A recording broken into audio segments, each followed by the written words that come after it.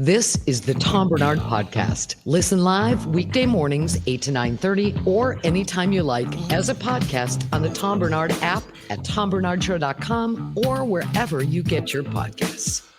Indeed, ladies and gentlemen. Little news, little information. God, the weather's looking really good, don't you think? Yeah, I would say it's not a bad day out. Like, it's a little chillier. I had a little frost on the old windshield this morning, but nice day. It's supposed to, like, the sun's going to be out. That makes it feel better than it probably is. Yes. Makes it feel better than it is? Yeah. It's very negative, I think. That's all I have to say to you. It's just 32 and sunny. I mean, that's pretty good. High today of about 50. Yeah, I'm not going to do any sunbathing or anything, but, I'll be outside. We haven't hit the everything's gray stage yet, so anything that's not everything's gray is a good day. I mean, listen to this. You got, tomorrow it's going to rain, but other than that, you got Thursday a high of 50, Friday partly cloudy and 52, Saturday partly cloudy 56, Sunday partly cloudy 50. I mean, we're coming toward December. That's pretty damn good weather for this time of year. Yeah, absolutely. You know. Yeah. The average American checks their phone about 5 times per episode while watching TV. I do not do that. Anybody's calling me, it's like, hey, if you can't wait 20 minutes, then it must not be that big a deal, right? I'd be curious if that's like half-hour or hour-long episodes, because I know, like, just more commercial breaks. How's that going to ramp up a little bit? Or do they factor in the people that are just constantly on their phone for the entire? That's just episode. One long check. Yeah. God, it is amazing. You watch people walk down the street. I wish people would understand how dangerous it is to walk down the street the way you do, staring at your phone. Even a kindergartner could rob you. You know what I mean? It's like, what are you doing? Put the money in the bag. Right. Give us your money in the bag. Bitch. Well, bitch, I'm a man. Yeah, bitch. I think it'd be wonderful. There we go. In any case, they check their phone 5 times while watching television and can't make it 15 minutes before they're bored and want to multitask.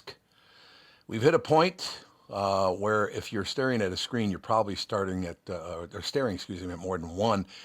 So you're not only staring at television, you're staring at your phone, you're staring at least 2 things and maybe even more.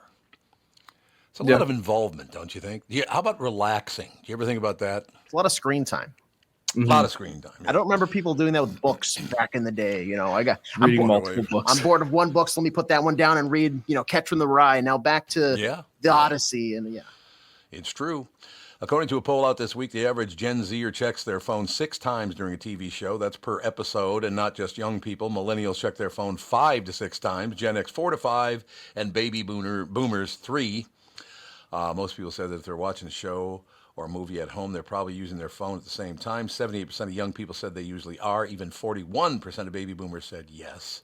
People were asked how long they can watch something before they get bored and want to multitask. For movies, 15 minutes for a movie. That's not good. That seems a little extreme. That's wild. I'd be curious too, because when I watch Survivor on Wednesdays, me and my friend group, we have a chat going. It's like, I can't believe, Andy did this at the challenge, blah, blah, blah. And so I wonder if that factors in, because we're constantly texting. Yeah. Cause I'll say if it's during a Vikings game, the commercial, I'm always checking because after every bad play, usually one of my friends is like, okay, fire everybody. Cut everybody. I could see during a live event like that. But if I'm just watching, only murderers in the building.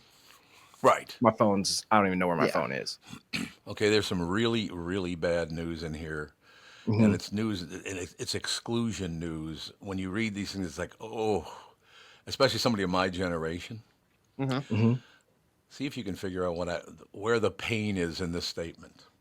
People were asked how long they can watch something before they get bored and want to multitask. For movies, it's 15 minutes. Shows, it's 14 minutes. Podcasts, it's 9 minutes and 12 seconds. Audiobooks, 8 minutes and 18 seconds. Where's the severe pain there? Probably coming up on the fact that we're about 1 minute away from everybody that's listening to a podcast just checking their phone and tuning out.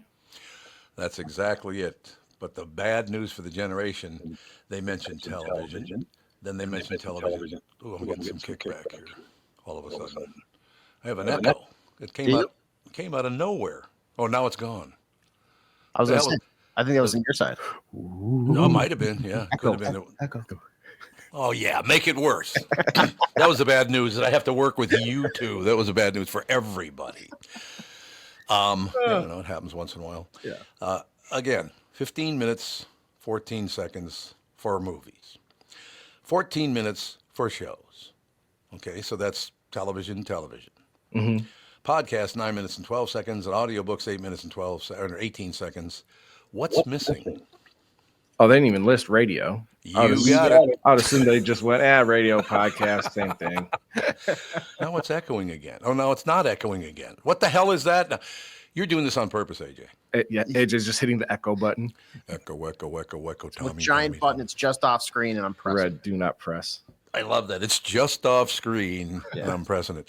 They don't even mention radio anymore, which, of course, breaks my heart. Radio's been my life, It's one of those situations, and it just the fact that they don't even mention it. But again, it's an age thing.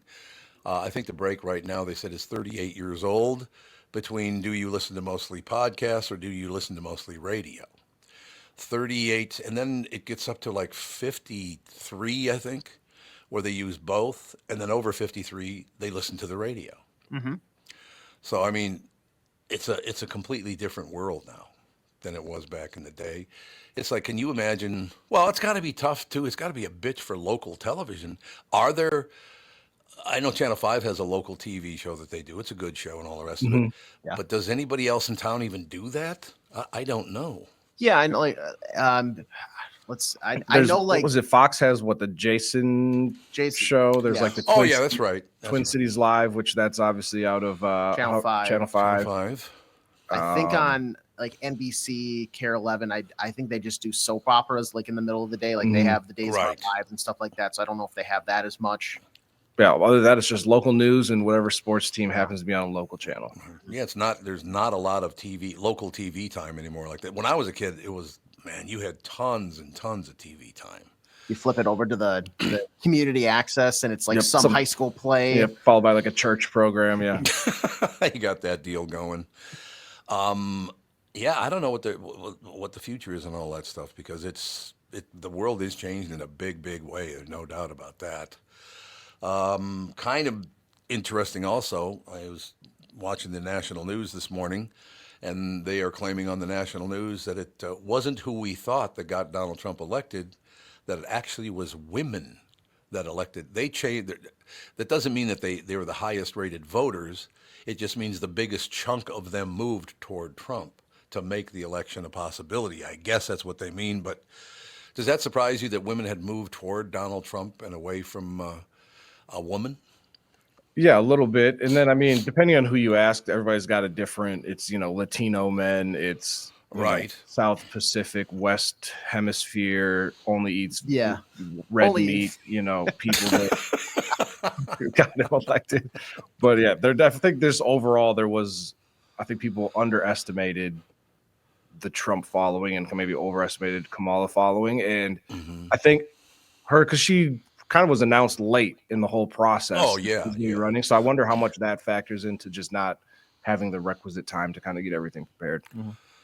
Yeah, I mean, that's a possibility. There's no question where they're going to make up a bunch of different. I do believe, and I've said this before, that both of these parties need to get their head out of their ass and move toward the middle. And again, I've been roasted for 25 years for saying we need to assimilate. We do. We need to move toward one another. Look at the bullshit I put up from you two guys. I assimilated to your lives, and you've destroyed an hour and a half of my life every day. But I did what I was supposed to do. And it's a lot of fun for us. Yes. We're having a great time because of you.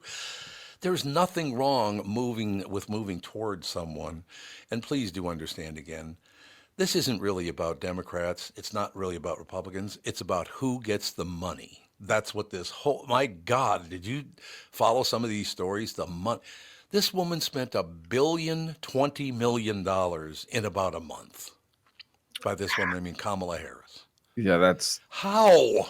Yeah, I'd be curious because, like I said, I think I said yesterday, I haven't seen like the final figures, and I want to know if that's reported yet. Yeah, well, there you go.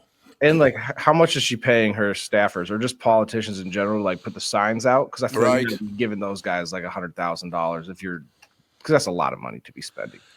It is. There's no question about it. It just amazes me, some of these things that are going on today. But look, I think if we would just calm down, if we could move toward the middle, stop trying to harm other people. That's the thing about politics that I dislike the most. It's not enough that I win. I have to harm you and then win. Why do people want to harm each other so much? Do you get that? No, probably a little bit of like insecurities with their own lives, and then just being, some people are just miserable people, I guess. It's really too bad, but yeah, let's work it out, work together, try to get this deal going. It just, and again, I would implore the people in the Trump offices, please don't overplay your hand. I know you got full control of the House, full control of the Senate, you got the presidency.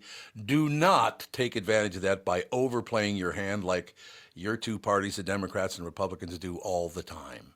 Serve the people. Get your head out of your ass. You're going to do very well anyway. Calm down. Right? Yeah, I agree. I mean, look how much calmer I am than I was 20 years ago. You know what I mean? Yeah, calm it down, everybody. You know, what's the thing I always saw in the cartoons? Grab the paper bag and for like does that work? I don't know if it actually does. And I found a slight number here. This is from usnews.com. Some source called Open Secrets, which from what I understand is like just a financial website that covers political stuff. Mm-hmm. They're estimating as of a week ago that the final total for like all election things is going to exceed the $16 billion mark for all elections across the country. In just 2024, Donald Trump, it looks like, spent $356 million. Right. Kamala Harris, just over $880 million. So where'd the other $120 million go? And I guess that should be. I'm just looking at a bar graph. That's probably. It's probably. Maybe that's just TV ads. I'm not exactly sure, but it's a lot of money that's been circulating. Isn't that amazing? The amount. Well, so you would agree. This is all about money now. It's not the power, yes, but the power brings you the money, which is what we're looking for here. Correct? Mm-hmm.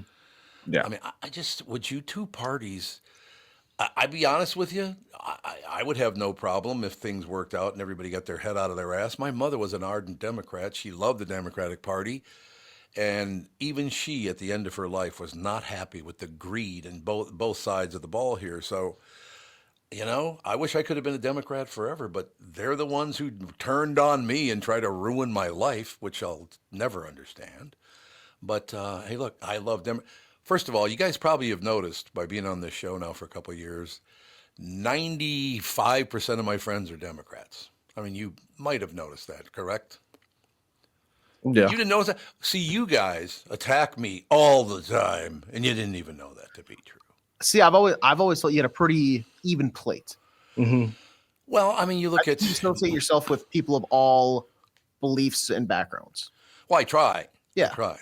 But then you got like Michael Bryant comes in on Mondays. Mm-hmm. He's a commie, you know. I got yelled at by Bilski because I said that, who the hell was it? I said was oh God, I can't remember who it was because, it was the guy from New Hampshire, Bernie Sanders. Yeah. Bernie Sanders is not a Democrat. He's a socialist. So there you have it. But yeah, I mean, back to the whole situation. It's just everybody needs to get your eye off the money, serve the people. Your job is to serve the people, not make a ton of money by being a United States senator or a president or whatever you are. Serve the people. And if you make a decent living doing it, good for you. Because I got to be honest with you, if I ran a major corporation and I saw you taking a bunch of money while you were, I would never hire you after you left office. You're too greedy, right? Right. Yeah. So everybody just shut up and get along, and it makes my heart hurt that radio wasn't even mentioned. And if you want to get your heart hurt even more, you know what we have? No. You know who we have to deal with next? No. Oh. Judd. Oh, God. I know. Judd for the defense, ladies and gentlemen. All right, we'll get Judd in here. I suppose I'll talk to him this morning. See, and I'll give you an example right there. I have no idea if Judd and Phil are Democrats or Republicans or one of each. I have no clue. I've never even discussed it with them. It's not needed all the time. Yeah. Yeah, so what the hell? I'm with you. We'll be right back in a couple of seconds. They screwed the show up by having those guys on, but, well, one of them anyway. K&L Surplus and Ammo is your one-stop shop for all the things firearm related. I think they meant firearms related. Anyway, located on Lake Drive in Circle Pines. Jim, the owner, is a great guy, by the way. I've met him, a really nice man. Has over 25 years of experience, offers honest value and great prices with free shipping on a huge selection of handguns, shotguns, plus AR and conventional rifles. Over the years, K&L has established the buying power of larger stores, and that's what keeps the cost down. If you're looking for a firearm and need a stock in some ammunition, you just go to K&L Surplus and Ammo on Lake Drive in Circle Pines. It's a great store. You'd love that store. Online at www.klgunstore.com. When you need someone to listen, a lawyer you know and trust. If you've never been in an auto accident, it's hard to know what to expect from the insurance adjuster. Here are some tips. 1, if they taught you about whether or not you should hire a lawyer, it's a good sign that you probably should. 2, it's illegal for them to give you any legal advice. They aren't lawyers and they aren't licensed to practice law. 3, if they tell you that everyone involved in the accident is at fault, they're wrong. This comes from the belief that you're at fault for just being on the road. That's nonsense and not supported by any law. Finally, remember that friendly adjusters are often just gaining information. They want you to do most of the talking so they can file their report. I'm Mike Bryant from Bradshaw & Bryant. I hope you're never injured in a collision. But if you are, don't sign anything until you've talked to us. Find Bradshaw & Bryant, personal injury attorneys at minnesotapersonalinjury.com. Seeking justice for the injured. Bradshaw and Bryant. There you have it, ladies and gentlemen. You know what I love about that? Is there was a long pause before the second commercial kicked in. And it says that the very first things it says is, when you need someone to listen. I wasn't ready for the new script. I think it was the very first thing they sing is, when you need someone to listen. I love this show. It's wonderful. A large retail store just canceled this is the wrong script, isn't it? No, you're right on. Is that the right one? Sure is. That's the old one we had. Did they change it? They changed it yesterday. So okay, I want to make sure they got the right one. Oh yeah, large retail store just canceled a huge order, leaving MyPillow with a ton of extra MyPillows. But you know what? That's their loss. It's your gain. For the first time ever, you will get a standard classic MyPillow for wholesale prices, only $14.88. But it gets even better. For a limited time, they're going to offer their entire classic collection at wholesale prices. Get queen size MyPillows for just $18.88. Upgrade to king size for only $1 more. Get the body pillows for $29.88 and the multi-use MyPillows for only $9.88. So go to MyPillow.com and use promo code TOM or call 800-516-5146 to take advantage of wholesale pricing for the first time ever and receive free shipping on orders over $75. That's right. Get the standard MyPillow for only $14.88. They have never been offered this low before. There are limited qualities, of course. Qualities. Good, Tom. There are limited quantities at this price. So the limit's going to be 10. And once they're gone, they are gone. So go to MyPillow.com or call 800-516-5146 and use promo code TOM to get the standard MyPillow for only $14.88, the lowest price ever.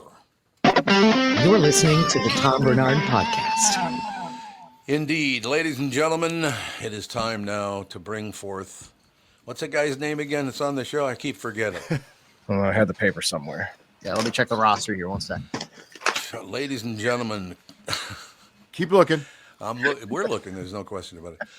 Judd Zulgad is brought to you by Mr. Money Talk Josh Arnold. Call Josh today for your free 48-minute evaluation at 952-925-5608. Channel 5's Chris Eggert was coming up, but apparently he's got some sugar tit deal that, I'm sick. God, what a candy ass. You ever given up on your job just because you feel ill? Come on in and infect everyone else. Eggert's tough, man. He must be really sick. He must be down for the count. That's what I'm thinking. That's all I have to say. So what's going on, sir? Not too much. The Vikings, you probably talked about it with Phil, escaped Jacksonville with the win. I'm not quite sure how, but God, terrible game. That was it was awful. They should have absolutely annihilated them because everything statistically, except they won by 5 points, and Park as the quarterback had a terrible day. Yeah. But it's off to a slow start this week. Beyond that, because the Wolves played Sunday, they didn't play last night. The Wild doesn't play again until Thursday night, so we're in a little bit of a lull here in the Minnesota sports world until we resume action for these teams. A lull might be good. And again, not blaming the Vikings and all the rest of it. It just well, I am blaming the Vikings because get it in the end zone for Christ's sake. What do you think? Yeah, well, it helps if the quarterback doesn't throw 3 picks, potentially 4. One was wiped out by a penalty, and then 2 of them are in the red zone. I mean, they should have, at a minimum, they should have had like 28 points. And I agree with you. Played great. Jacksonville's awful, so that was a gift from God. Their opponent was, because if they had been playing a good team, I think they would have.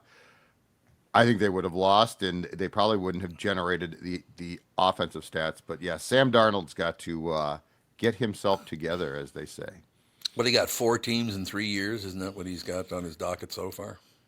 Yeah. He started with the Jets, then he went to Carolina, then he went to San Francisco as a backup. So he's on his 3rd team in 4 years, because he spent, I think, a couple years in Carolina. But yeah, your point is well taken. But he played great at the start of the season, and I think we all got excited because he hasn't traditionally played great, and he still, unfortunately, you can fix him to a certain extent, but I don't think you can completely repair him, which is why people are still excited about J.J. McCarthy coming down the pike next season. Yeah, it feels a lot like when we had the Pasternaut and Nick Mullins and the whoever else we threw out there last year, where KOC was able to get a good game or 2 out of them, and then they eventually just kind of went away. Yeah, and Darnold, he actually got an extended time period, a pretty good play for Sam Darnold. But and look, like, just don't screw up is all they're asking right now. They're not asking him to be Joe Namath circa 1969. Oh, love Joe Namath. Yeah, they're not asking him to be great, but what are we doing? He tries to. The issue is at times he tries to force passes where I think he's told they should work, but if they don't work, and then once his confidence gets shaken, you can sort of just see it all crumbling from there. I understand. So you threw out Joe Namath just to torture me because I ran into him a couple of years ago. Yeah, he's not doing very well physically. I'll tell you that. Well, he had the bad knees when he was playing. Yeah, exactly. He could because like his whole thing was coming out of Bama. His knees were shot. Sad thing is, you ever go visit your great grandmother or great grandfather in the home and all the rest of it, and you get the guy doing the 1 foot steps. It's like.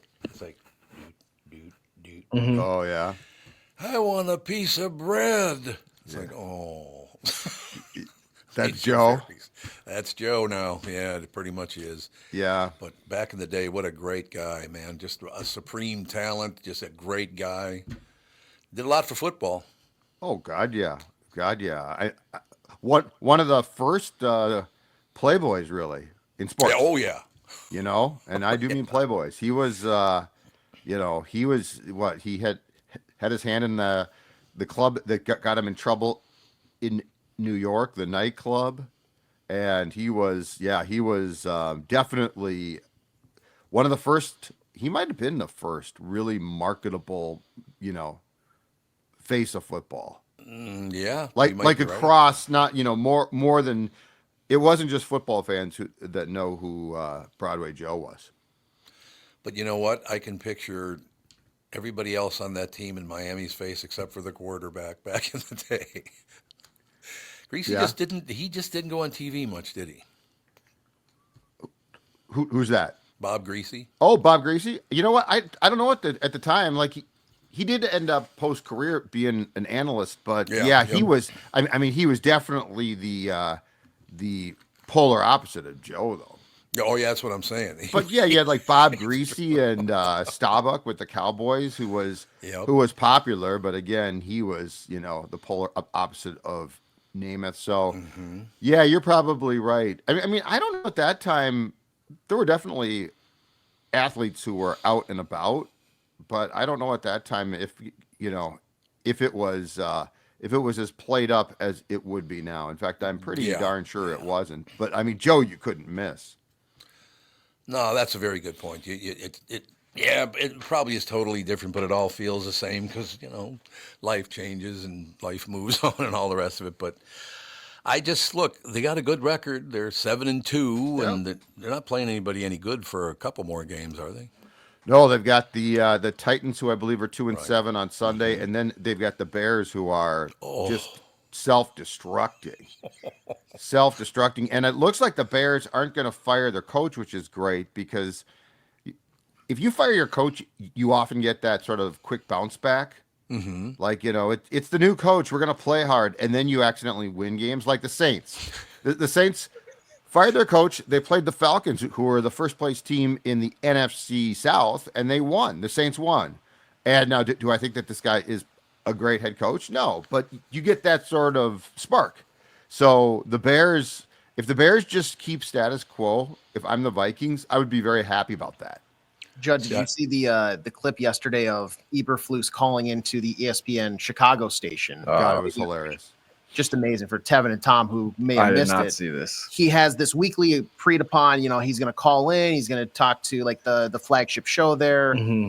And his call dropped like 2 or 3 times. And after the third time, it's clear, like, okay, he's just kind of dodging the interview because everything's terrible right now. And the host just loses his mind. He's like, it's 2024. Get a landline or something. There's no reason that your phone should be dropping. Like, it's just an incredible 2-minute rant just going after this coach. And, you can tell for everybody involved, it's probably pretty awkward. And the guy, the co-host who's kind of trying to get him back on the phone is like, I don't know, man.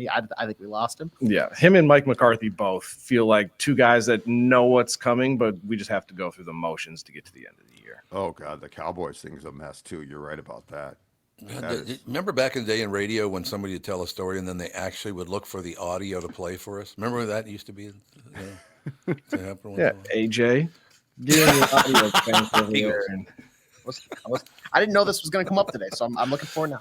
No, don't even worry about our feelings. It's okay. Age, you know what? Age has a big to-do list. I'll tell you right now, Mackey keeps him busy. It's just, the guy is loaded. He's carrying SKOR North on his shoulders. Oh, sure. Absolutely.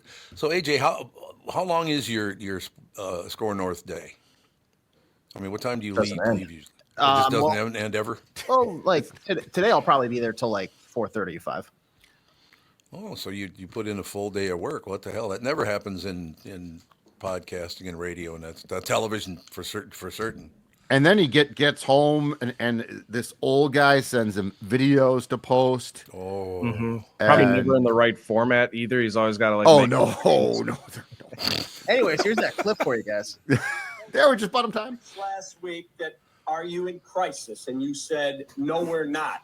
If this isn't crisis, I don't know what it is. So I ask you again, is this a crisis that's going on right now in Hallis Hall, and how does it get addressed? We're looking at this week and this week only. We do have evidence on tape that we played good football during the course of this year. We got to pull those experiences.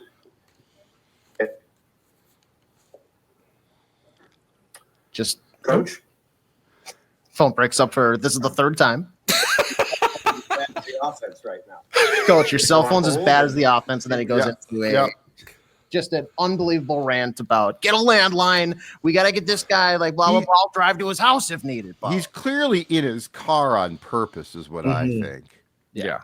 Just happens to be going through a tunnel at the right time. Yeah, it's Chicago. He's on the Dan Ryan right now, and he knows exactly where the dead zones are. That's downtown Chicago now, isn't it? The whole downtown's a dead zone now, isn't it? I just love living there. Oh, my God. Oh, Chicago's a great city. It's been a great, Yep. Yeah, I haven't been back in years. I don't know. I'm always skeptical of when, and it looks like there's some problems there, but I'm always skeptical of when it's just reports on what downtown is like. But I'm with you. I think that is just a great city. It's a great sports town, too. Oh, my God. I love most about Chicago, and like I said, I think the first time I ever saw this, I was 19 years old. And I can't remember. It's in the south side of Chicago. but I can't remember how it starts out. But there's a street that goes through several different neighborhoods, kind of like a West Broadway or a Lake Street in South Minneapolis, all the rest of it.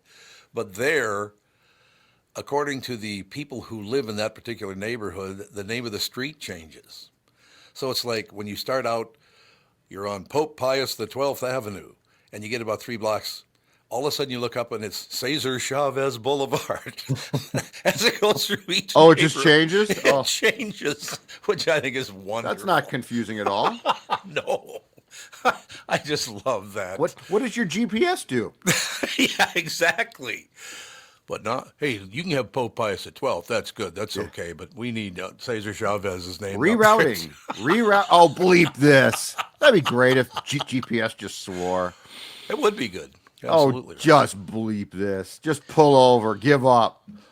Well, I mean, once again, you put the shoulder to the wheel and delivered a brilliant sports report, and we got nothing to watch for a couple of days, and it's your fault. Which ended up with, you know what, though? You know what? Greatest recovery of all time, AJ. Yes. Hey, greatest recovery of all time, Tom. I mean, you basically put the boot to him.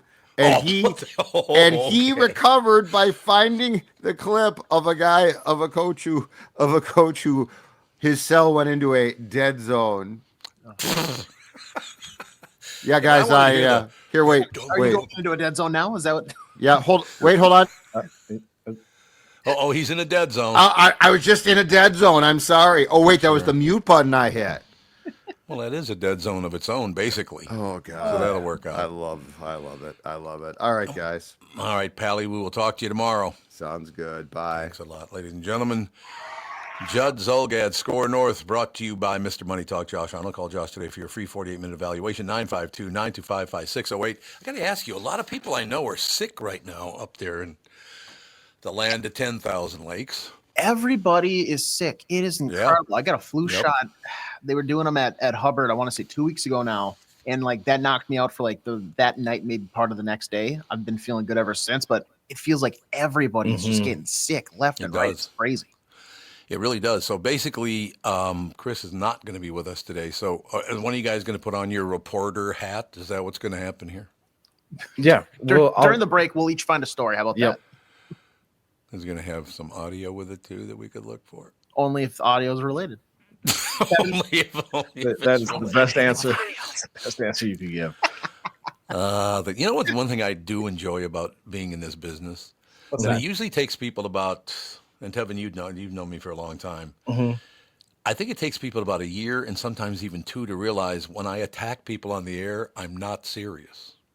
It takes a lot of people a lot of years to figure that out because at first they go, well, you was mean to me. It's like, it was a joke, you pussy. By that, I mean a little kitty. So anyway, I think it's wonderful. There's no question of it. Why do I have to work with you two guys for the rest of my career? Explain that to me. Luck of the draw. I'll say once you can't have 60 years of greatness, you got to have 55 years of greatness in the last couple. Like shoot, I'm stuck. You just hit the wall. Yeah. What you're at an amazing restaurant, and you had the appetizer, you had the main course. Mm-hmm. Sure. You're at the dessert portion of your career, so you're getting the sweetest thing on the menu. Cake's a little dry, but you know what? Everything else was great. Extra dry. It's a little extra dry. Get the hell, go away. Get away from me. By the way, Catherine pointed something out to me, that story I was reading about the people spending time, 15 minutes, 42 seconds on movies, shows, that kind of thing. Yeah. I didn't scroll down far enough. At the very bottom, it says here, they didn't specifically ask about radio, but I like to think our listeners are all raw dogging this show and listening very intently. I never want to hear about a listener raw dogging the show. Why not? Well, what does that mean, AJ? I don't even know what raw dogging means. I'll tell you what, you look it up during our next break. It's too bad Chris Eggert's not here to explain that. What raw dogging is? Would he be a raw dogger? Oh, boy. Can you give us just a little? Yeah, they're going through a dead zone. We're in a dead. Listen, why don't you get a phone that works? You can get a landline. The phone is just as bad as the office. That's right. The phone's as bad as the office. Wild. I don't know. See, this is what I'm saying. This is an example. Like the first, what do we got? First 38 minutes of this show. People always ask me, how much longer are you going to do shows and all the rest of it? When I go through periods like this, kicking off a show, I love that so much. I don't know, man. Like, I now understand why Sid worked to be 100 years old. He worked to 100 and then died. Of course, died 2 days after my brother, just to piss off Chad Hartman and me. I lose my brother, he loses his father within a 48-hour period. What the hell kind of deal is that? Just really inconsiderate on both of their parts. That's what I think. It's the way things should be. Okay, what am I looking up again? Who's raw dogging? What is it? No, I would not look that up on the computer. Please don't Google that. I would not do that. Never mind. So is there a sexual element to raw dogging? It's when you eat a hot dog with no ketchup, no mustard, no bun. Yeah. Just right out lying. the back. You're making it up as you go along, lying through your teeth. Oh, boy. This is not what I expected to talk about when I woke up today. Nope.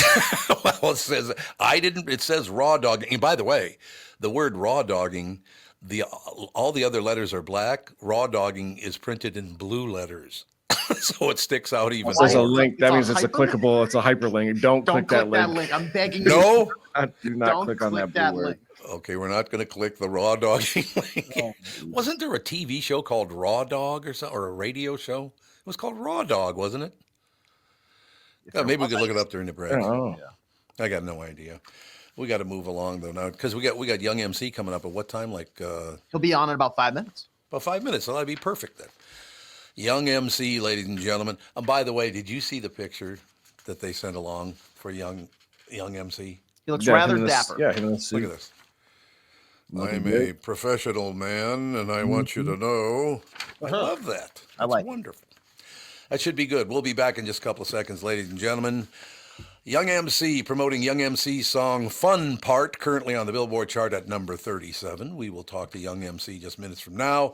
It is time for Wellshire Alzheimer's and Dementia Care Facilities. Wellshire Alzheimer's and Dementia Care Facilities are a place where your loved one will live with pride and dignity. If you care deeply about someone in your life, Wellshire is the place I highly recommend. Wellshire is a memory care focused facility that has a full nursing team, always staffed in the building. And that'd be 24 hours a day too, by the way. 7 days a week, of course. They've never used or relied on any staffing agencies. Wellshire of Medina is now accepting elderly waivers after 12 months of private pay. I know them personally, and they are a family-owned local company conveniently located right there in Medina and in Bloomington. They are the best staffed memory care facility in the state. Wellshire has a robust community with activities 7 days a week. If your loved one is in need of a memory care facility, please get in touch with my friends at Wellshire. Set up a tour or learn more at wellshiremn.com. That's WEALSHIREMN.com. The past several years have been the craziest in the history of the car business. The pandemic, supply chain and chip issues, all causing extreme inventory shortages that led to, predatory pricing. Some dealers charge thousands of dollars over MSRP. We never played that game. I'm Jim Paul of Valley Buick GMC. We knew that would leave a bad taste in a customer's mouth. More importantly, from an integrity standpoint, it was just wrong. So what about the current market? Inventory and pricing. Valley has their best inventory in years. Really all the Buick and GMC models. Even the previously hard-to-find Yukons, HD pickups, and Hummer EVs. Plenty of deep discounts. Many with factory rebates and low-interest financing. Then it's a good time to buy? It's a great time. We're welcoming our previous customers back, as well as anyone else that felt the treatment just didn't feel right the last time somewhere else. Valley Buick GMC in Apple Valley and Hastings or valleycardealers.com. Car buying without the bad aftertaste.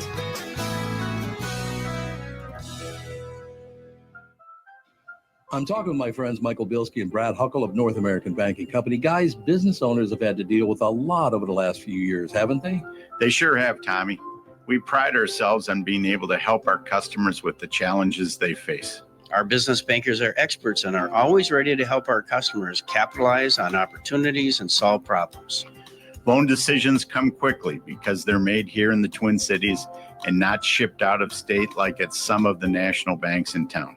This allows our customers to expand their businesses with confidence, knowing that they have our team of experts in their corner. Okay, so now you give me this big thing at the end. Way to go. Well, you are the professional. Oh, I forgot. Look, I know Brad and Mike, and I trust them with my banking. They've personally delivered on everything they've just said, so why not bank with my banker? North American Banking Company, a better banking experience, member FDIC, equal housing lender. You're listening to the Tom Barnard Podcast. We are back, ladies and gentlemen. Let me know when we're good to go. Yeah, we'll do. I'm keeping an eye on the phone here, so whenever we get that call, I will let you know. It's always shoulder to the wheel with you. Have you noticed that? All the time.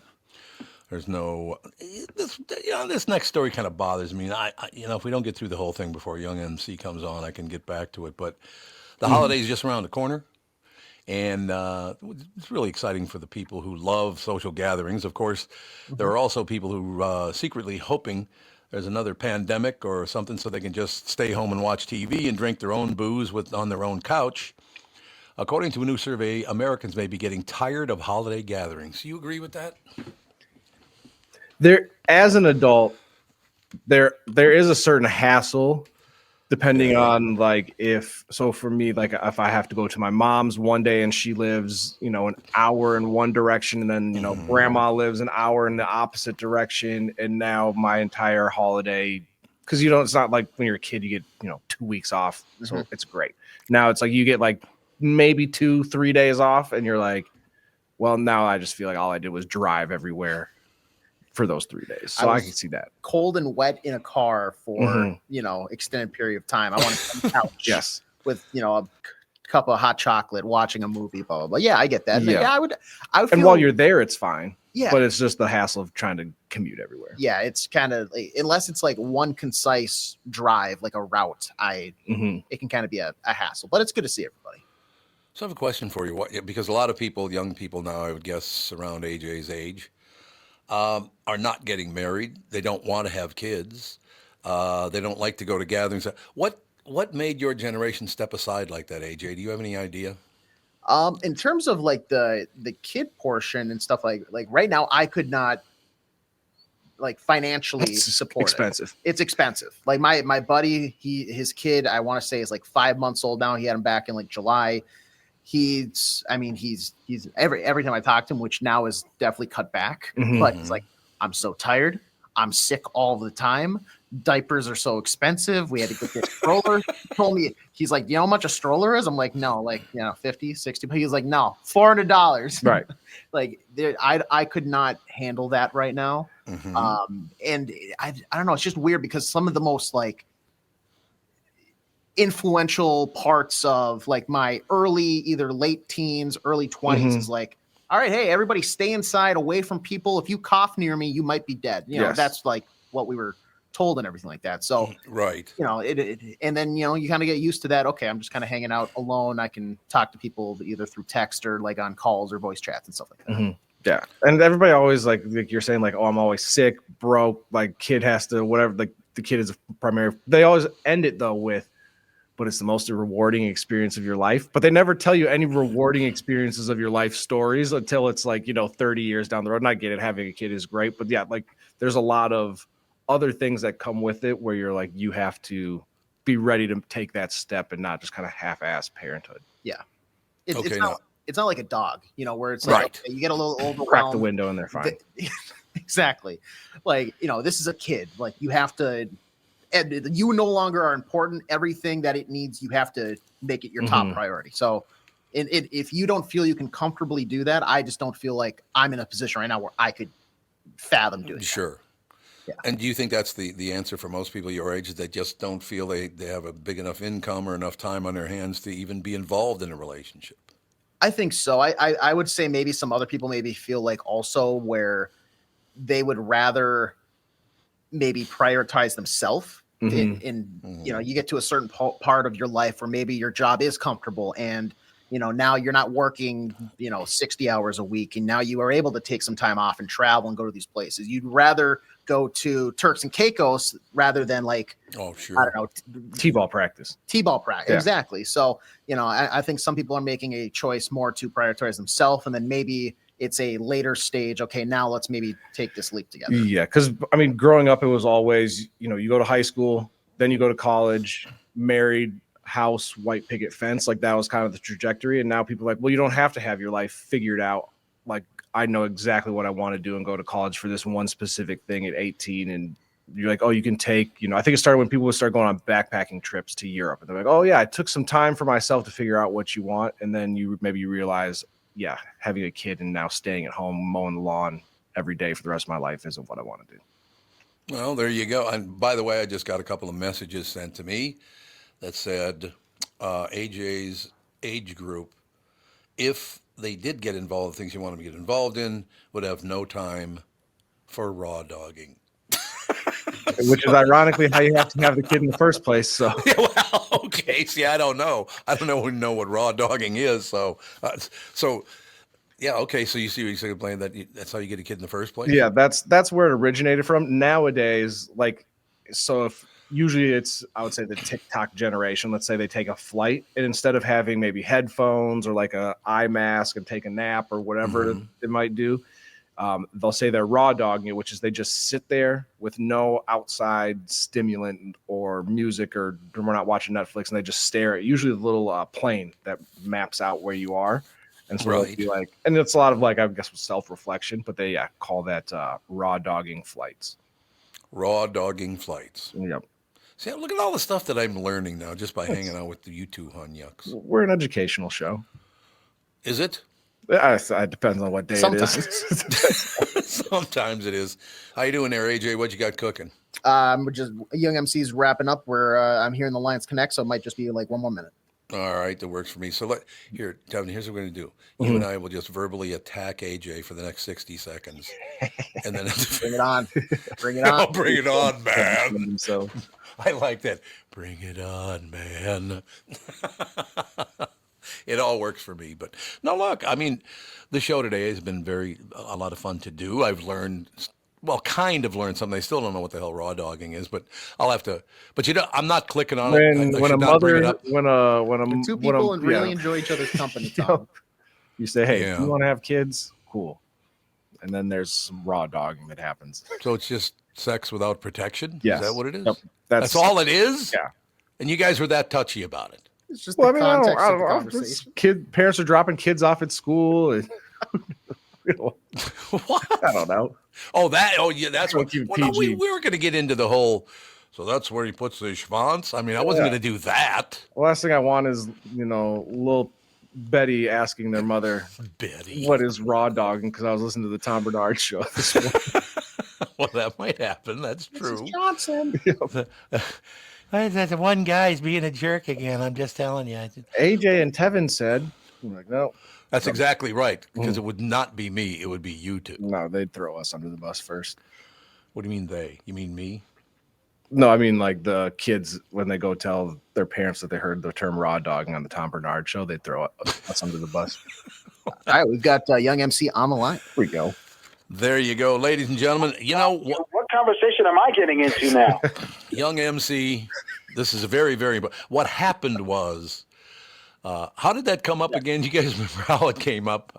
I was just doing Young MC, Marvin Young, ladies and gentlemen, better known by his stage name, Young MC, rapper, singer, and actor. Tom Barnard. I heard raw dog and Tom Barnard. That's all I heard when the phone clicked on. So. Oh well, thank you so much, Young MC. Not raw dog. So go ahead. Yes. So I'm going to be tied into raw dogging the rest of my life because of you. He just laughs. Well, thank all you. Good, dude. It is all good. I got to be honest with you. By coincidence, I'm looking at the descriptor, and there's a picture of you here wearing a tuxedo. You and I are wearing the exact same outfit right now. I got my tuxedo on too. So you're looking snazzy though. I'll tell you that.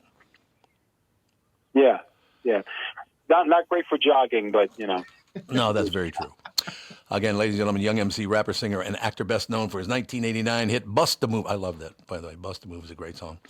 His debut album, Stone Cold Rhymin, found international acclaim. Young MC's song Fun Part, currently on the Billboard Chart at number 37. Like a skyrocket, though, going right up to number 1, correct?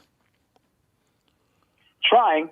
It's a little bit different now than it was then, but I'm really happy with the response I've gotten so far. So that's it's a good thing. And I will say that I get a chance to actually stop and smell roses now. When Bust a Move was 37, I was probably running around doing stuff, not even knowing what was going on, where now I can actually, reflect on it and build on it. So that's been a good thing about this experience, for sure. I don't know you've been asked this about 8 billion times, but it's the first time you and I have ever had a conversation. So I'm glad I finally did get to meet you, Young MC. Marvin Young, ladies and gentlemen. Thank you, sir. Where did Bust a Move come from? I love that song. The funny thing was that song, I wrote that song in 90 minutes in my dorm room. So let me, I'll paint a picture for you that I have classes all day. I do my homework. Sun goes down. I have to go to sleep in, a couple hours. And I have the track from Delicious Vinyl. And this is on the heels of Tone Loc's Wild Thing and Funky Cole Medina blowing up. Sure. So I have to make a song for me. And no rhyming dictionary, no anything. And I am sitting there finally getting to do something that I want to do during the day as opposed to, listen to professors and read textbooks. And I sat for 90 minutes and I wrote all 4 verses. And the only difference was I had called the song Make That Move. And I wanted to do it from a kind of a third person, but basically that it was a story not involving me. I would put my opinions into it, but I would literally paint pictures of other people doing other things because that's just how I wanted to approach it. And Bust a Move came out, and literally, other than changing Make That Move to Bust a Move, everything is pretty much verbatim. I have the pencil written lyrics in my cursive somewhere in my rhyme book, and I really didn't change anything. That era was really a lot of fun. I will tell you that. Honest to God, everything as it moves on changes a bit. But again, first of all, I can't remember the name of the group anymore. But I heard the line that just before that era we're talking about, when they threw in a line that said, "And the chicken tastes like wood," and I was sold forever, because if the chicken tastes like wood. Yeah, that was you're talking about I think the extended version of Rapper's Delight by the Sugar Hill Gang. That's correct.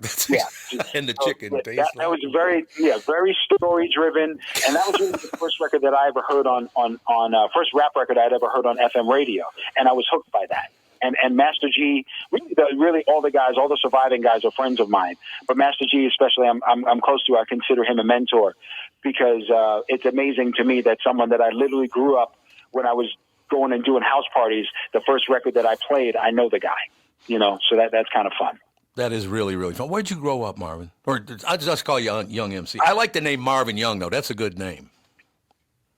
Yeah, it is a good name. I had somebody, it was a Tom Harkins. I forget. I don't know if Tom is his first name, but Harkins, that owns Harkins Theaters. When I introduced myself to him, and said I was interested in making movies, he says Marvin Young. That sounds like a director's name, and that stuck with me, even though I'm not really a director. He said he liked the way the name rolled off his tongue. So, I grew up in Queens Village or Hollis, Queens. Oh, I was born in England. And my parents had me and my sister, and then went to New York, and we ended up in Queens when I was about 4 or 5, and stayed there till I was 18, and went to college at USC in California. God, you moved around just a little bit there, Marvin. Honest to God. Just a little bit, yeah, just a little bit. Couple airline miles. I had my got my green card. Being born in England, got my green card, and then got my citizenship. So I've been through the whole process. So I definitely have an immigrant's perspective on a lot of stuff. Sure. Here, but I've been able to make the American dream happen. So it's been a fun ride in that respect for me. I am so glad you said that. Let's talk about the American dream and how if you do work, it is very attainable. It's achievable. Maybe not for everyone because you got to have some substance behind it. But I'm really glad to hear you say something like that because it helps us out. There's so much fighting going on because of politics now. It's really nice to hear something like that. Well, my approach has always been that, everybody has dreams. I mean, to be honest, everybody either wants to be a musician, an actor, an athlete, or one of those rare professions. And I was lucky enough to become a musician. But having said that, I went to USC, graduated in 4 years, had a bachelor's in economics, minor in data processing, which is the computer programs for the day. And that's what I would have done if none of my records ever hit, then I would have either gotten a job on Wall Street, something in finance, or something in business. Mm-hmm. And that was what I was prepared to do. And the one advantage, even though I've never written my bachelor's degree down on a job application, having it has always prepared me for my meetings. So I'm always sitting across from someone, and instead of them thinking they're sitting across from a dumb artist, they would know that they were sitting across from someone who was probably as educated as they were, and also had someone who had options, so I wouldn't have to take the first crappy deal that they threw at me. And that's helped. It's hurt in a little bit of, ways, because there's some people that only want to do business with someone they can take advantage of. Right. It's helped in a lot of ways in that I've been able to, be quite discerning in the deals that I took and the things that I did. So there's not a lot that I look back on and really regret, like, oh man, I did this so I could eat, or I did this so I could make my rent and made a fool of myself, or embarrass myself. So that's been a good thing for me. Young MC with us, ladies and gentlemen. Fun Part, currently on Billboard Charts, number 37. I'm going to say something because I don't know the full background, so I'm hoping it is true. But do you realize what your parents did for you, bringing you up the way they did? Because just hearing you talk, they did a hell of a job. I definitely do. I definitely do, and they did, and people around me did. It's ironic. I don't have kids, but I have a lot of people telling me what a good father they think I would be, and then Sure. the advice and guidance I can give helps, and that comes. I will say it comes from my upbringing, but it also comes to my reaction to my upbringing. So there were certain things there were certain chances that I took that my parents wouldn't necessarily take. So I was able to take the best out of my upbringing and then apply that to my life. Yep. And hopefully turn into the person that use both of those things to turn into the person I am. No, Marvin, one thing I got to do is step aside, because Tevin, if I don't let Tevin and AJ talk, they're going to be after me all day. So if you got a minute or two left, so these guys can make a couple of comments to you. Sure. Marvelous. Yeah, well, it's great to talk to you. First of all, I've been busting a move to your song for decades now. Did you know when you wrote it instantly that it was a big hit, or was it kind of a struggle? Because I know back then it was tough to get labels to pick it up. If you guys have a couple minutes, I'll give you the story. Love it. So me and Tone Loc, I had written for Tone Loc most of Wild Thing and about half of Funky Co Medina. So those records come out, and Wild Thing at that point was at least double platinum, definitely multi-platinum. It was broken on an alternative radio station, K-Rock in Los Angeles. So it was doing things that rap records had never done before. So I get the track for Bust a Move. I write it, and it's the first time people are really going to hear me. I had some local stuff. My name is Young and Let Them Know and Know How, which were local, and some were regional records in LA. But Bust a Move was the first attempt to go for a national record crossover pop. Even when I had made Wild Thing, Tone and I sat down and we looked at each other and said, okay, if we can sell 30 or 50,000 of these, he can get a car, I can pay off my student loans, we'll be good. That was the discussion. That record sold $4 million. All right. So literally, it's like We Are the World was the only thing even competing with it as a single, and it would have sold more singles. But the label said, "Oh, maybe we should sell some of Tone's albums now."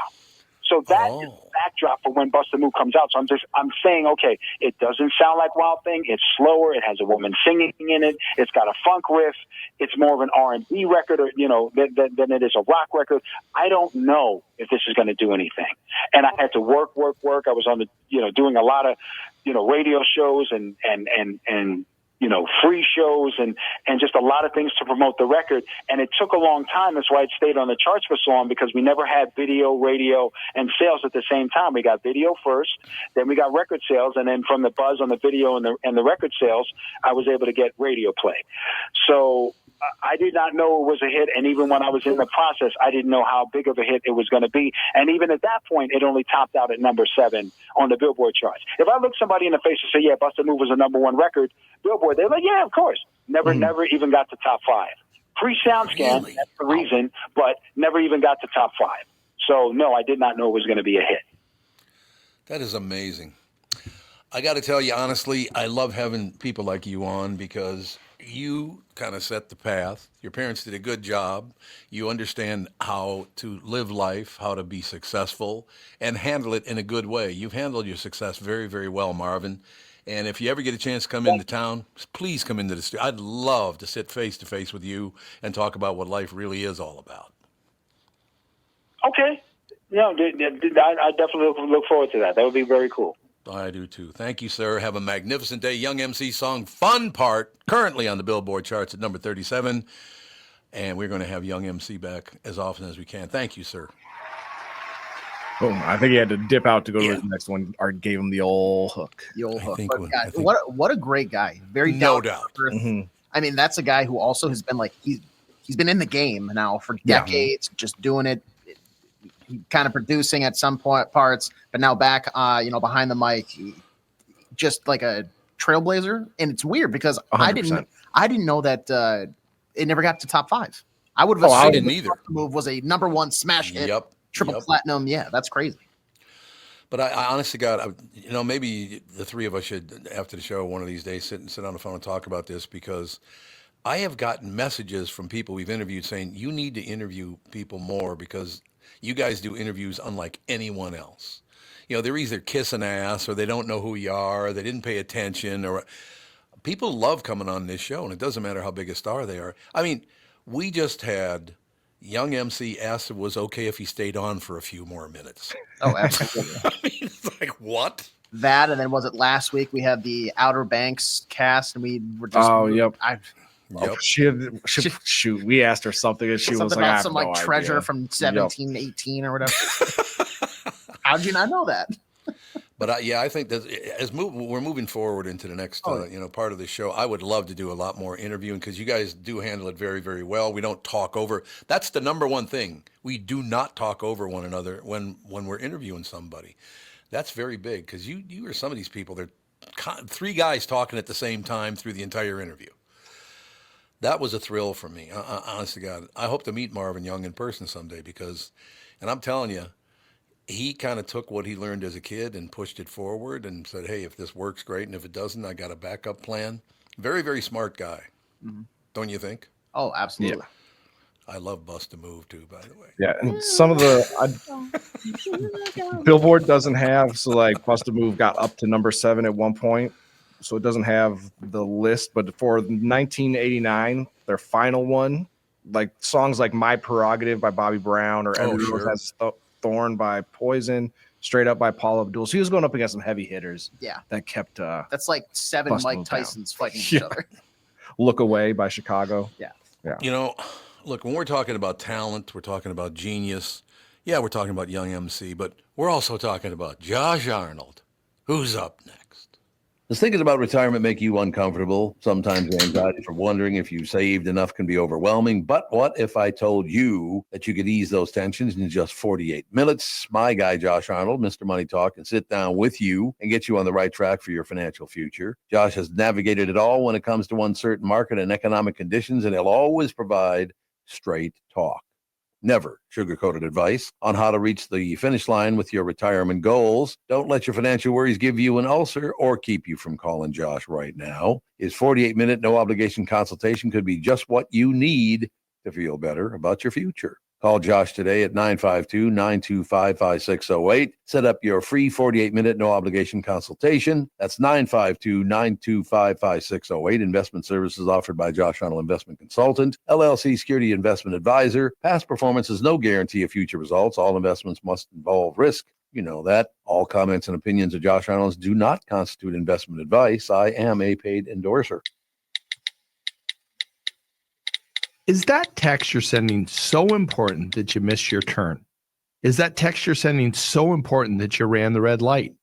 Is that text you're sending so important you didn't see the ball coming onto the road or the child that followed?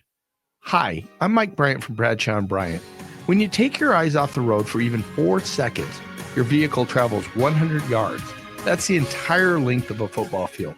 If you absolutely have to text, you need to pull off the road somewhere safe and do it from there. Texting and driving is against the law and can cause serious injury or even death to you and others. Now that is important. We hope you're never injured in a collision, but if you are, please contact us. Find Bradshaw & Bryant, personal injury attorneys at minnesotapersonalinjury.com. Going farther with Mike Bryant on your side, seeking justice for the injured. Bradshaw & Bryant. Mike Lindell and MyPillow employees want to thank all our listeners for all your continued support. When Mike started MyPillow, it's just a problem solution, one product company. Well, since then, they now have hundreds of products some of you may not even know about. For example, the brand new 4-pack dish towel sets. just $25. 6-pack towel sets, just $25. Bed sheets for as low as $25. Check out their overstock and closeout sale and save up to 80% off select items. You're looking for a good night's sleep? Take advantage of the classic collection on a variety of MyPillows for as low as $9.88. These amazing offers won't last long, so order now. Just go to MyPillow.com or call 800-516-5146 and use promo code TOM. This is the Tom Barnard Podcast. That action. Are we back? We are back. We are. What do you think of that action? Arnold's on the line. Ladies and gentlemen, we start off the show with a young black man, genius, writing music, paid attention to his parents, made a big deal out of himself, and now we got to put up with Josh Arnold. Oh, wait a minute. That wasn't stated properly. Was it, Josh? You can state it any way you want. You know, I'm here in beautiful Edina, the community that has a bubble over it, where temperatures are always moderate, the sun is always shining, and everybody is happy. So you're thinking up more lies when there was that pause? Is that what you were doing? Listen, every day I need attention. That's all I can tell you. The old Edina motto. It is wonderful. It is wonderful. It is a great town. I've lived in Edina in my lifetime, and it was terrific. Really, really nice area. A lot of great places to eat and shop. And, you know, Twin Cities are great. It's a wonderful spot. So what's going on in your world, Josh? That's why you're down in Palm Beach. What's going on in my world? Yep. Well, a lot of earnings are going on in my world. There are a lot of people that are very happy with the outcome of the election because they're viewing that tax rates are going to stay on the lower end with the likely probable potential that the 2017 Tax Act, which cut taxes for corporations and individuals and helped start a pretty good economic boom, which lasted until tariffs were imposed. And there's still, I'll say, and the Tax Act is still having a pretty positive effect on the economy. But we'll say corporations, individuals are very excited that with the potential that the Tax Act will be continued for another 5+ years, and that regulation is going to come down, and we'll even say arbitrary regulation, particularly towards large companies, is going to come down. Bankers are pretty excited when we talk about regulation coming down, that their fees could go up with increased merger and acquisition activity. And that could be a nice boon overall to the stock market. Now, I wouldn't go investing just on the potential of a company getting taken over, but that potential with the new administration is pretty high. So that's two reasons why the stock market actually took off after the election last week. Now, add to that, we'll say the Federal Reserve either being on pause or continuing to cut shorter term rates, which, if inflation stays under control, excuse me, could bring down long-term rates. And if long-term rates come down, that could be a big boost to the housing market and increased, we'll say, increased activity around homes, and there still is a shortage of homes and a shortage of, we'll just call it starter homes or affordable homes. And that also is a potentially positive thing for the market. Meantime, companies continue to report, in many cases, better than expected earnings.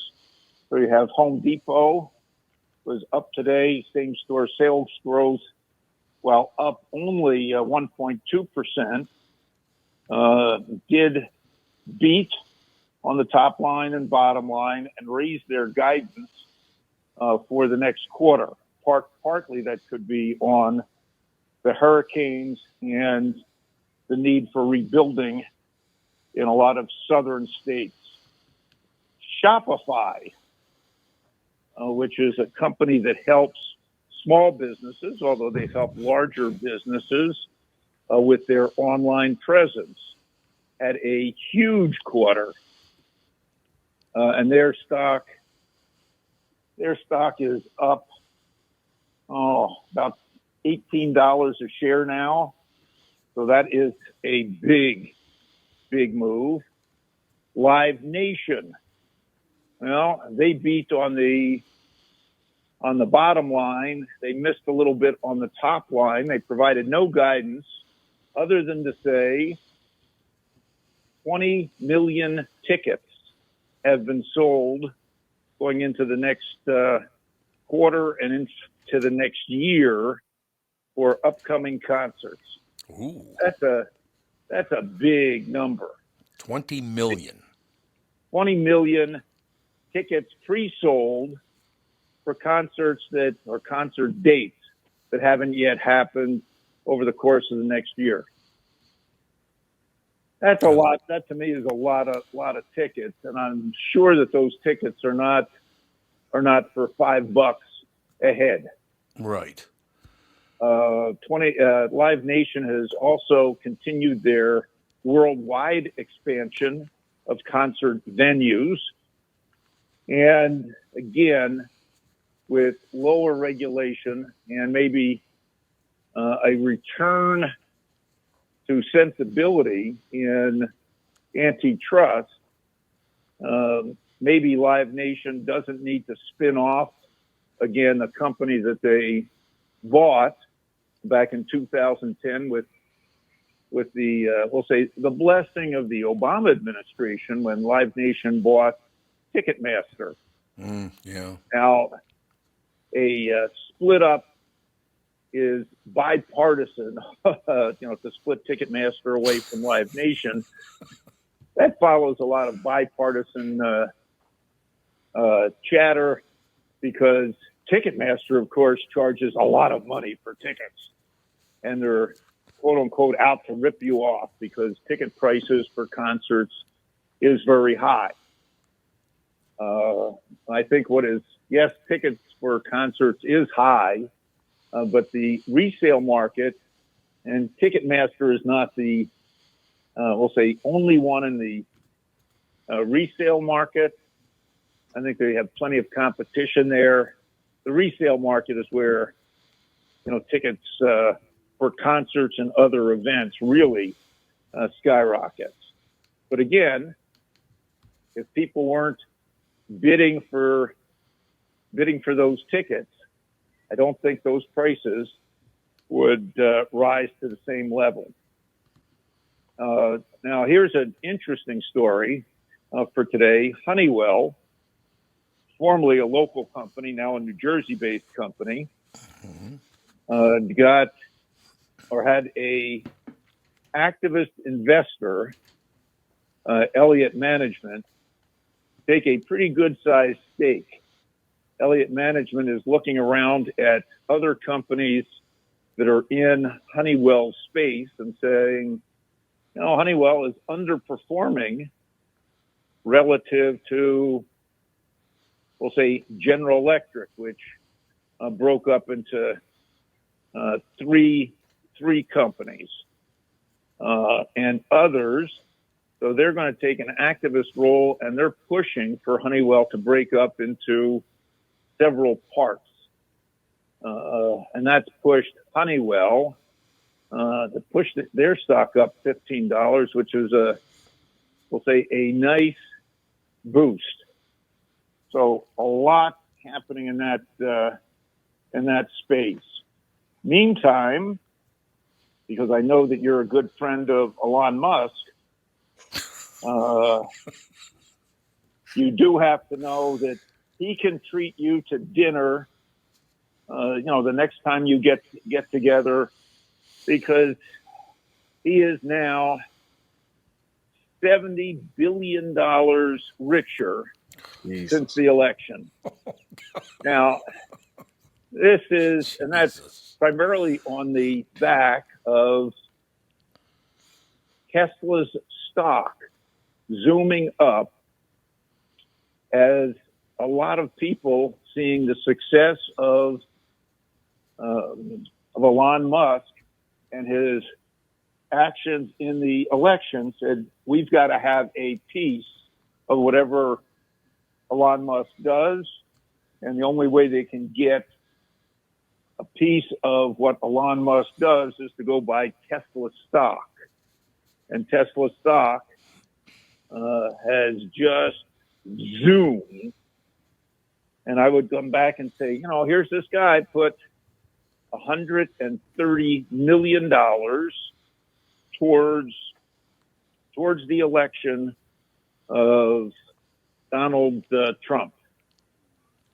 And with that election, his stock goes up and his net worth is just increased just a few dollars. Not a bad return on investment. Now, on that, I am not running out to go buy Tesla stock. I still view Tesla stock as a car company, and it is a very expensive car company at that. Now, underneath the car company, well, they make batteries, and they are involved in a few other things, but they're not involved with SpaceX, which sends rockets, we'll say, to the moon, nor are they involved in Starlink, their, we'll say, satellite project that has been helping communicate or helping people communicate in faraway places, in war zones, and in hurricane zones. There is rumor that Starlink could be coming public in the next year, but at this point, that is still a rumor. But he is one very interesting and very smart guy. Magnificent report yet again today, Josh. So you want me to go check on your mom, see how she's doing? Please do. She would love to see you. And she's wonderful. And she'd love to see Catherine as well. So, yeah, that would be very nice. All right, well, I'll call you later on today, and we got to take her to our spot, though. I can't say the name of our spot, but we got that spot that you guys picked out. It's about halfway between her and where I am, and God, that's a great place. Yes, it is. Yes, it is. We'll talk to you later today. All right, Josh. Thank you, pal. Thanks. Have a good day. Josh Arnold, ladies and gentlemen, we shall take a break. Be right back. Kristyn Burtt is up next. Mike Lindell and MyPillow employees want to thank all our listeners for all your continued support. When Mike started MyPillow, it was just a problem solution, one product company. Well, since then, they now have hundreds of products, some of you may not even know about. For example, the brand new 4-pack dish towel sets, just $25. 6-pack towel sets, just $25. Bed sheets, for as low as $25.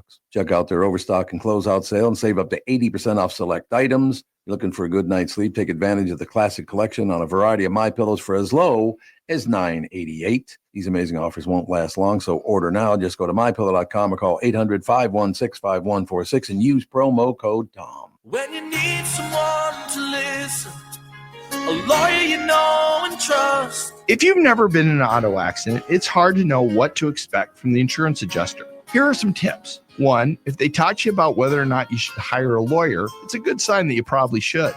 2, it's illegal for them to give you any legal advice. They aren't lawyers and they aren't licensed to practice law. 3, if they tell you that everyone involved in the accident is at fault, they're wrong. This comes from the belief that you're at fault for just being on the road. That's nonsense and not supported by any law. Finally, remember that friendly adjusters are often just gaining information. They want you to do most of the talking so they can file their report.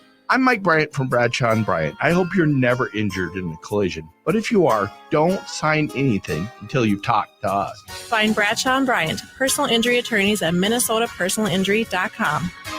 Seeking justice for the injured. Bradshaw and Bryant. I hosted my show on the radio for 40 years. Now I host the Tom Barnard Podcast. And I'll tell you, I've never seen the passion and engagement from our audience as I do now. I know we also have businesses that listen to our podcast, and it got me thinking, wouldn't it be great to help those businesses grow by telling my listeners about them? So here's the deal. If you own or handle marketing for a business, would like to have my audience buy your product or service, visit TomBernardShow.com, keyword partner, and we'll put together an ad campaign to help your business. That's TomBernardShow.com, keyword partner, and thank you for listening. You're listening to the Tom Barnard Podcast. Ladies and gentlemen, Kristyn Burtt Entertainment News brought to you by North American Banking Company. Go to nabanco.com to learn more. Member FDIC, equal housing lender. Kristyn, I mean, look at the trifecta we've had today. We got Kristyn Burtt now. Before that, we had Josh Arnold. Before that, we had Young M.C. I mean, what a half an hour we've put forward.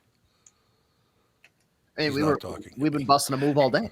Yeah. She's not talking to me at all. She's looking at me like, what the hell do you want, Tom? No, I was waiting for someone else to be like, yeah, because I wasn't here for every segment, so I didn't get to hear everything.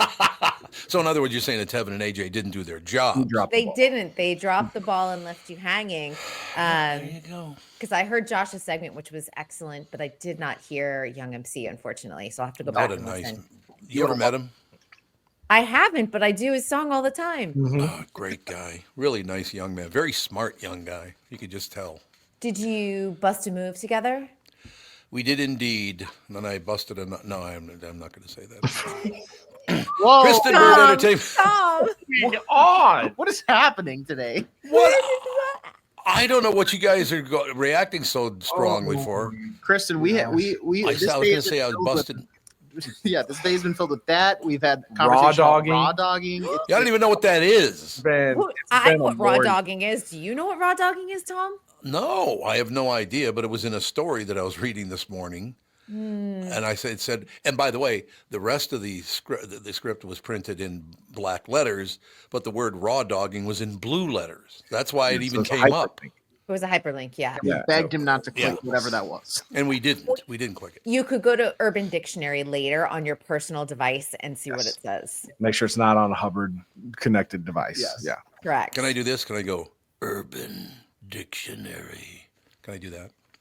You can, but sure, just make sure it's on a personal device. Okay.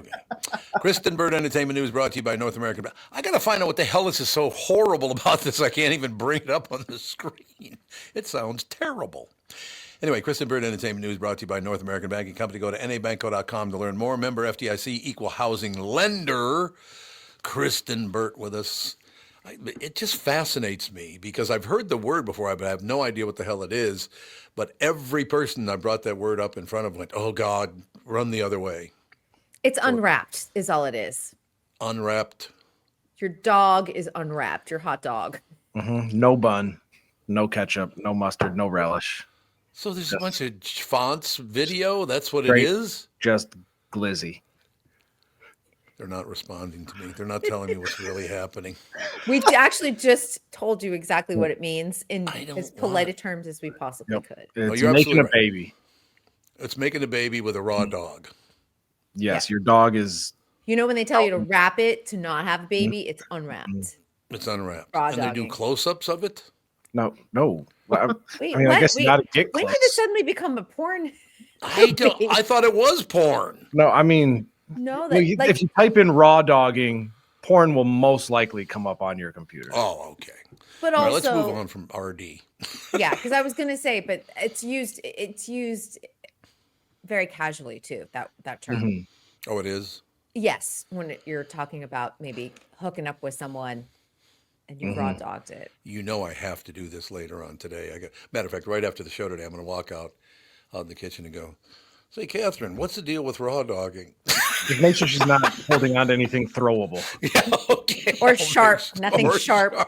Have any of you heard like how that's been now used as like raw dogging this flight? Oh yeah, from, like LA I to educated Texas Tom or on this whatever. earlier. Yeah. Okay. All right. Yep. We did? Yeah, when people just don't sit with headphones and they just stare at the back of the seat. Yeah. That's it? Yeah, no booze, no nothing, just no books, no You chat. just stare at the back of the seat. That's kind of boring, isn't it? It's totally boring. I can't do it. I have to do something on the plane. So what's going on in your world, sister? Lots happening here in Hollywood. I think that we're seeing a lot of like decisions about the mid-season replacements and things that are coming in. And I was like, ABC is in. They're like, we don't know what to do. ABC is bringing a lot of Hulu series to linear broadcast. And I was like, this is someone that really was left with without content. They're bringing Secret Lives of Mormon Housewives, which we talked about a lot here. They're bringing that to linear TV for mid-season. That's going to be airing in January. They're going to be bringing Only Murders in the Building, which is a great show, but season 2. So they're going back to season 2. As well as the Sherry Papini story. Does everyone know Sherry Papini and her? Nope. She was the woman who went missing. And now I don't know how many years ago it was. It was probably a solid like 8 years ago.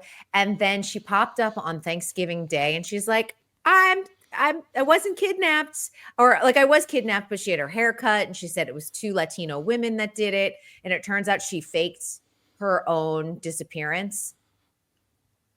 You guys don't remember that? It was really big out here because it was a California story. So Hulu did a documentary on this. That's going to ABC as well. So, and it's been that when the Sherry Papini story came out earlier this summer, it was a big story on social media because people just don't believe it. It's kind of crazy. So that'll be coming. And then one new series for mid-season replacement. And that's going to be Tim Allen in Shifting Gears. So he goes back to ABC with a sitcom. Did Sherry Papini have a husband that she was living with, or boyfriend, and then she went with a different guy? She was married with kids, faked her own disappearance, and wound up during her disappearance living with an ex-boyfriend. Although they didn't hook up, which was weird, allegedly, while she was with him. And the ex-boyfriend was like, yeah, I just kind of let her live here, figured she was just going through some type of crisis, and then turned up, on Thanksgiving Day, like, I'm alive. And she said that these women cut her hair and branded her. Like, really strange story. Interesting. I feel like I remember this now, but yeah. And now she's living with like a millionaire. Okay. So she's divorced from her husband. And some guy thought he'd just take a chance on her because she is of sound mind. And her real name is Sherapini. Sherry Papini. Oh, Papini. Oh, the Sherapini doesn't sound all that wonderful. No, Sherry Papini. It's still pretty close. Sherry baby. Exactly. Chris, I was going to ask you, I saw this report that I think it's CBS is going to have a new show, like a new music show called The Road, where it's going to be like no name, local, like small artists who are just going to be all of a sudden thrust into opening for like major acts around the country on their tours, like competing essentially to like by the crowd reaction to then go to the next show in the next city over. Do you know anything about that in terms of like what major artists we might see featured? Like people are being open for, or like what is there to know about this show so far? Sure. Well, first of all, CBS has not done well on talent competition shows. They've done great with Survivor. They've done great with Amazing Race, but they haven't done well as other networks when it comes to those competition shows. So they'd love to get in the game. They've got two amazing executive producers on this show, The Road, Blake Shelton and Taylor Sheridan. Yes, that Taylor Sheridan that we were just talking about with Yellowstone yesterday, he's getting into the reality show game as well. So the two of them will be executive producing. Now, Blake is not going to be the big country artist. It is going to be a country artist. We know that. They haven't determined who it's going to be, but I'm going to assume it's someone within Blake's inner circle, I think, that they're going to bring in. And then these contestants will open for them. If they get a great reception, they hop on the tour bus and go to the next city. So I think that they're also hoping for a lot of drama with people living on a tour bus together. That's also going to be a big part of that. Because living on a small bus together, big personalities, people are going to absolutely hate each other. Did you guys ever do that? No. Nope. I've never slept on a tour bus. When I was with Capitol Records, there are things on those buses you just don't ever want to bring up. It's like, God. It's like, well, they're all sealed off from the rest of the world, so they get really weird. I'm sure they do, especially after a long night on the stage and all the groupies come back. That would be fun. But The Road will premiere in 2025. It'll be a fall 2025 series. So we have about a year to wait for this, but I'm assuming we will start seeing some news about it, because I have a feeling it's going to take some time, this type of production and filming. So we're going to know who this artist is pretty soon. Okay. I'm going to say it's Trace Atkins. That's pretty good. My thought about this was like, it's not like it's for instance, like CBS, they do Survivor and these people go to Fiji and they can keep it kind of, whoever wins, they can keep it quiet for a while. If you're going to concerts, these people are going to be like, hey, you know who I saw before Trace Atkins?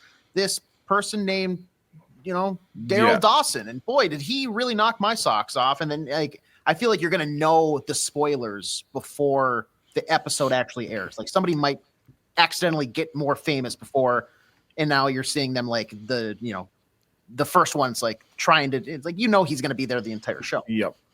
I think that the one thing that they can do, and this is the one thing that I always think is controllable, is you may realize, and this happens on The Bachelor, where you go, okay, we know who the contestants are ahead of time because you see them filming around and you see those spoilers on Reality Steve.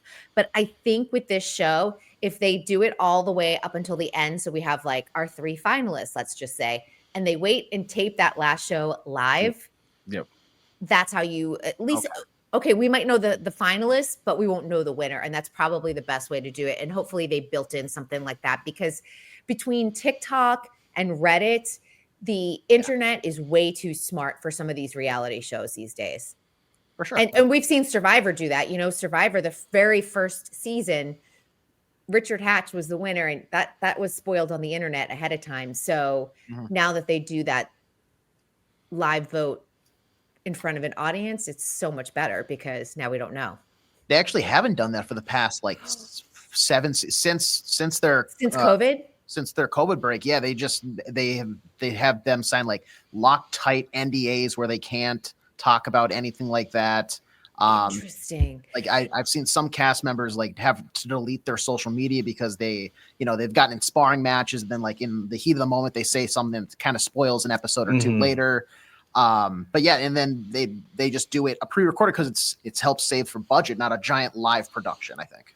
Yeah, that's the other thing. It's like it's the expense now with Hollywood. I'm curious, is there because I don't watch Survivor and follow it the way you do, is there like a reality Steve of Survivor who does get all of those spoilers ahead of time and says, hey, this is who I think won, or these are the people I think were in the final 3?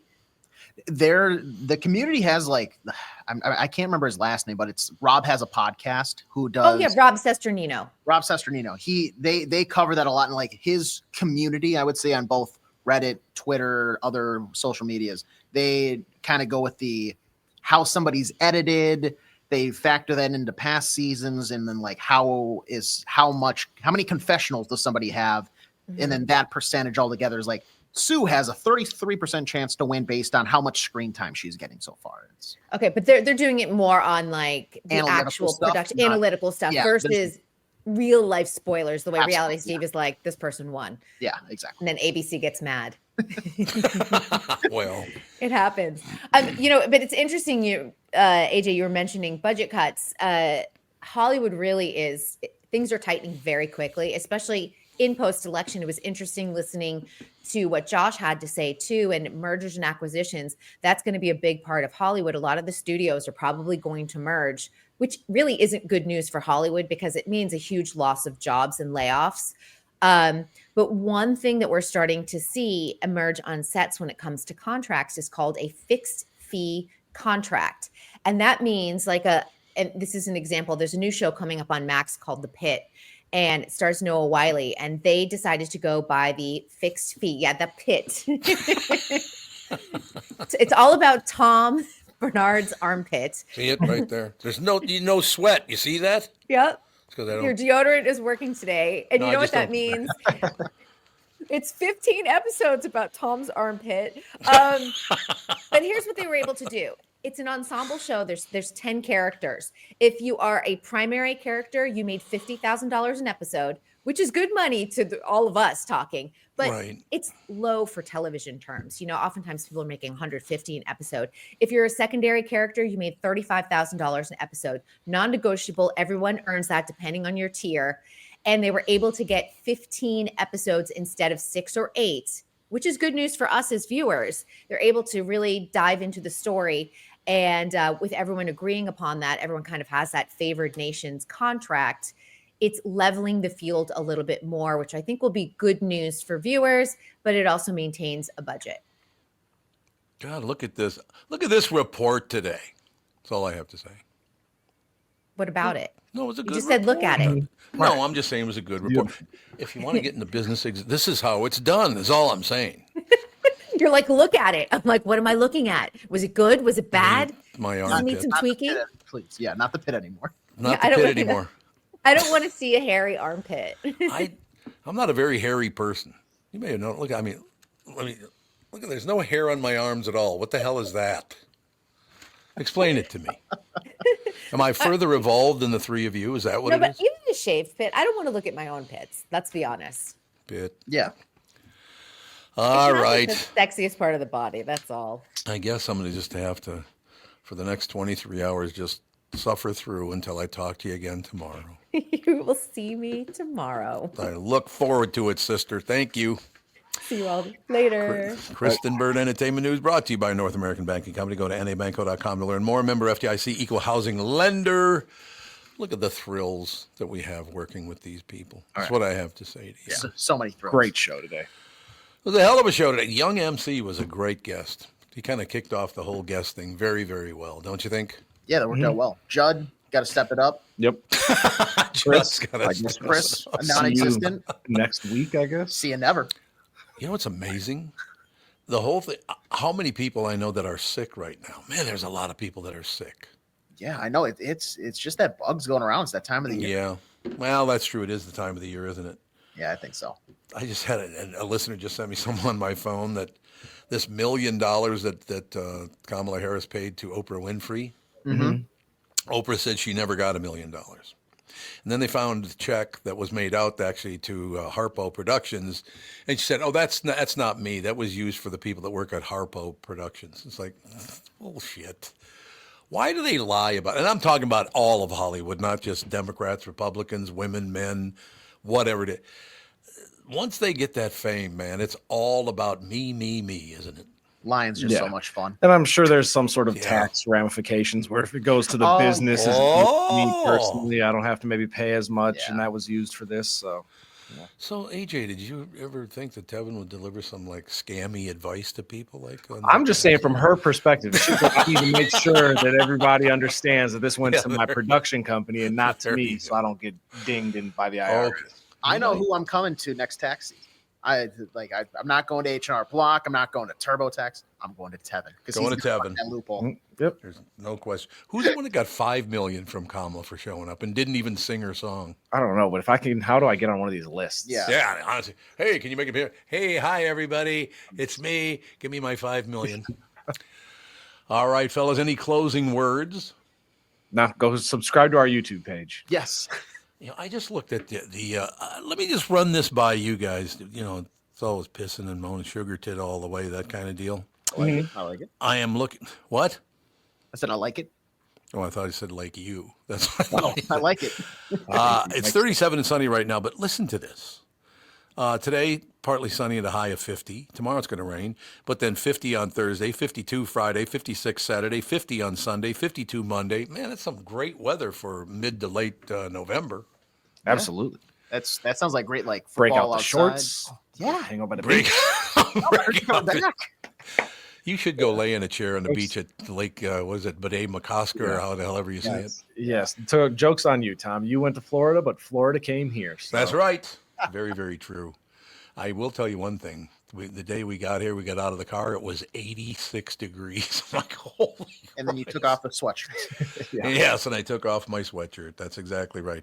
Hell of a show today, fellas. You just keep moving forward and great guests and all the rest of it. But yeah, the people really do want us to book a lot more guests. You guys agree with that? Yeah, I think we should do that. I think because people love the interviews, man. What'd you say? You have to get off your ass? I said we'll tell Art to get off his ass. It's Art. It's Art's fault. All right, we'll talk to you guys tomorrow. Thank you. Yeah, talk to you later. Bye.